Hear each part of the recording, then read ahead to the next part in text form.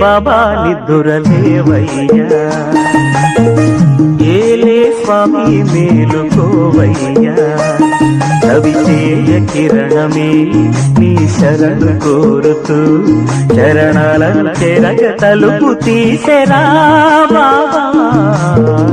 లే